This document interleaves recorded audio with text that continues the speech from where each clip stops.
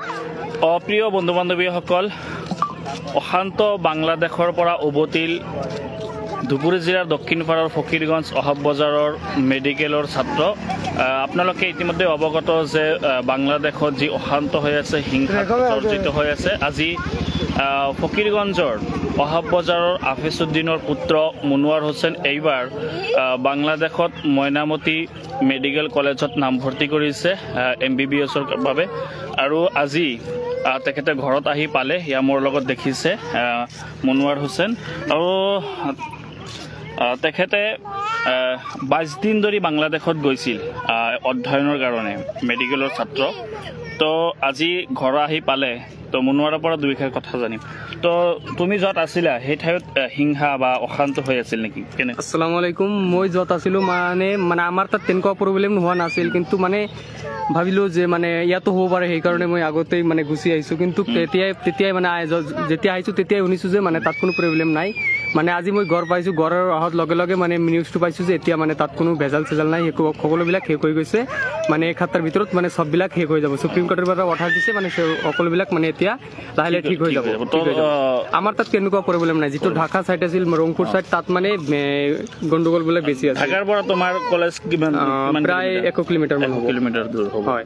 তুমি কেইদিন পূৰ্বে গৈছিলা? প্ৰায় 1 মাহ হৈছে, 3-4 দিন বাকী আছে। মই 25 তাৰিখত গৈছিল, আজি হ'ল 22 ক্লাছ আৰম্ভ হৈছিল। ক্লাছ আৰম্ভ হৈছিল, পুৰা ক্লাছ আৰম্ভ হৈছিল। মই ক্লাছ আৰম্ভ হোৱাৰ পিছত গৈছোঁ, কেইদিন পিছত গৈছোঁ। মই যোৱাৰ 1 মাহ 15 দিন আগতে ক্লাছ আৰম্ভ হৈছিল। মই যাই কিনে টোটাল মানে ক্লাছটো আৰম্ভতে পাইছোঁ আৰু।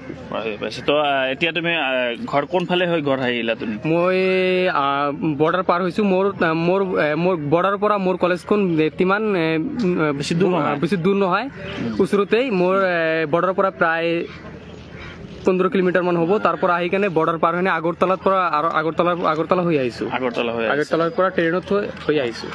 অকলে আহিছা? অকলে আহিছোঁ।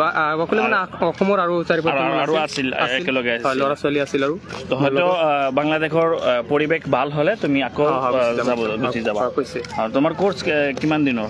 মোৰ কোৰ্চ 5.5 ইয়াৰৰ, মানে 5 বছৰ, 5.5 বছৰৰ হয়। ঠিক আছে প্ৰিয় বন্ধু বান্ধৱীসকল, আমাৰ এই স্থানীয় এই অহাব বজাৰৰ আফিছুদ্দিনৰ পুত্ৰ আৰু মুনৱাৰ হুছেইন এগৰাকী ভাল ছাত্ৰ। গতিকে তেখেতৰ সপোন আছিল যে মেডিকেলত তেখেতে অধ্যয়ন কৰিব। গতিকে আমাৰ ভাৰতত বা অসমত সুযোগ পোৱা নাই, তাৰ কাৰণে হয়তো আশাটো লৈ বাংলাদেশত পঢ়ি আছে। তো আপোনালোকে তেখেতৰ কাৰণে, তেওঁৰ কাৰণে দোৱা কৰিব, যাতে তেখেতে ভাল মেডিকেলত অধ্যয়ন কৰি যাতে আমাৰ সমাজৰ হৈ কাম কৰিব পাৰে, হয়নে?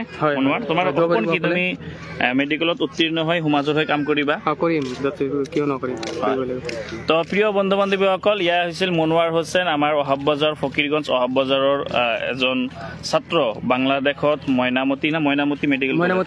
মইনামতি মেডিকেল কলেজত অধ্যয়ন কৰি আছিল। যে অশান্ত হিংসা জৰ্জৰিত বাংলাদেশৰ পৰা আজি ঘৰত আহি পালে। হয়তো কালিৰ দিনটোত বৰ্ডাৰত আছিল, আজি সুকলমে কোনো অসুবিধা হোৱা নাই। তো ঠিক আছে, সকলোৱে মুনৱাৰৰ কাৰণে দোৱা কৰিব যাতে খুব ভালকৈ পঢ়া শুনা কৰিব পাৰে আৰু নিজৰ সপোনটো পূৰণ কৰিব পাৰে। ধন্যবাদ।